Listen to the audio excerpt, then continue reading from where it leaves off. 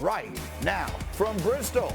Greeny here, delighted to be back where it all began, delighted to be with you, and delighted to have plenty of people to talk to this morning. Take a look at the squad that we've assembled for the football today. Diane is ready to go. Chris Canty's in the studio, and you never know where D. Wood will take this party. All that and more. But we begin in the center of the action last night, Madison Square Garden. Game of the night in the NBA playoffs, Hawks and Knicks. Game 2, Trae Young was the hero/villain of Game 1, depending on who you ask, and he picked up right where he left off last night. Second quarter, Hawks up 9. Just watch Young here. Up, under, and good. He had 13 at the break. He had 20 at the break. The Hawks are up 13. Now under him, 3 to go in the third. The Knicks working their way back. Reggie Bullock, yes, ties it at 72. And the fans losing their minds. A minute later, we are still tied. Julius Randle struggles in game 1. Knocks this one down. Knicks a 1-point lead after 3. Early fourth we go. Knicks lead is 4. And watch Obi Toppin. Up he goes. And down he throws it. Toppin with a big night. His mom going crazy as the fans were chanting his name. Under 5 to play, tied at 91. How good has Derrick Rose been? He had 26. Knicks take the lead. About 3.5 to play. Same score. Bullock again up and good.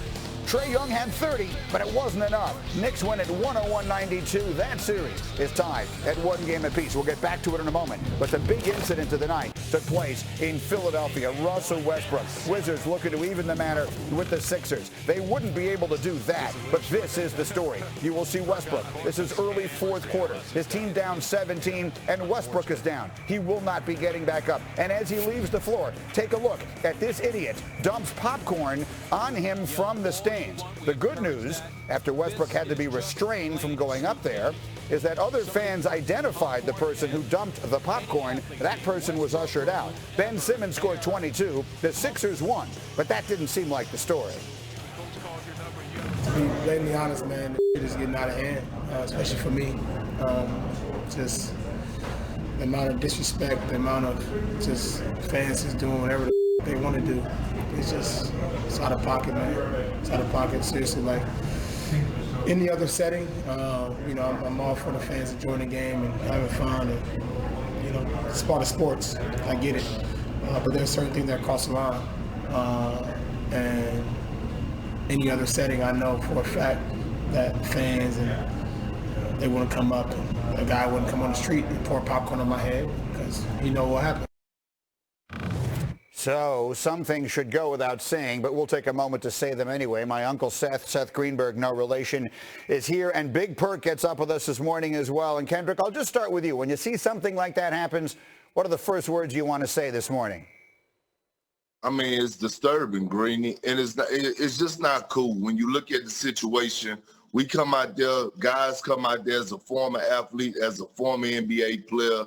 You come out there to perform and do a job, but you also come out there to give the people what they want.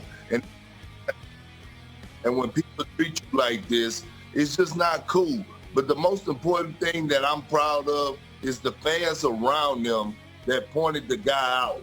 That shows a lot. Like, you have to have those fans and people, those other people that are not afraid to call them out and tell them that's not acceptable. And the league have to take action. The league has to have more security, and do their job, because like Russ said, especially with me, if you saw this 6'10", 320-pound body frame, would you do that to me in the streets? Point well made. Uncle Seth, what do you think? I think the person has to be prosecuted, because here's the thing. In society today, everything escalates. So one day it's popcorn, next time it's a beer. Next time the guy might have a battery or a phone and drop it down, and it's basically assault. It might be popcorn. It's not going to hurt him. There's got to be a safe haven for players. They've got to be protected. And if they're not protected, you have an issue, because all they're doing is out competing. Fans, I'm all for fans. I'm all for fans being engaged in a game. But if you cross the line, basically kicking the guy out is not enough. You've got to send a message saying this type of behavior is unacceptable. It's great pointing people out, but there's got to be a consequence. Look, it could be a charge that's going to be dropped. Obviously, that person should not be allowed in the arena again.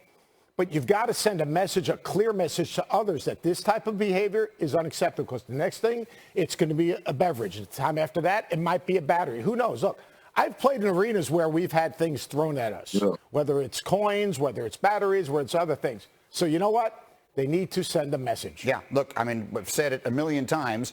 Just because you paid the price of admission doesn't mean you get to check your humanity at the door. Again, some things should go without saying, and yet it feels like we constantly need to say them. That said, let's go back to the first game that we showed there. Seth, I'll start with you. Knicks, Hawks, even at a game apiece, very evenly matched series in so many ways. Who's going to win and why?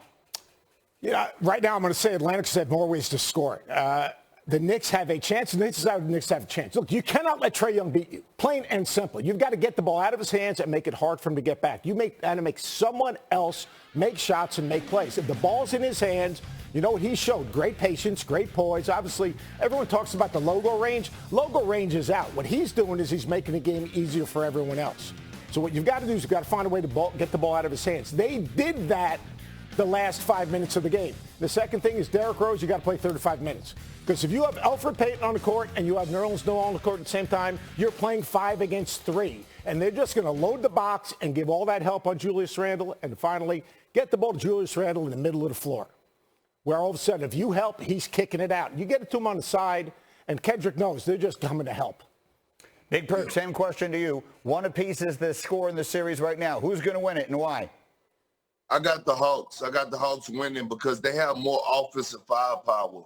When you look at a guy like Trae Young, obviously he can give you 25 or 30 a night, but they have others. They have Bogdanovich. They have Lemon Pepper Lou, who's coming in off the bench. Herder could shoot the lights out. But look, John Collins had 0 points last night.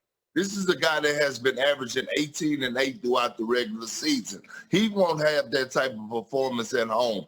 Also, Clint Capella, and we all know, even you, Coach Self, is that when you go home, role players play better in front of their home fans. So I'm expecting Atlanta to win this series. All right, we will keep an eye on that as we go. Much more basketball as the morning continues. Seth and Big Perk, stay close by. Meantime, back to the NFL we go, where the big story continues.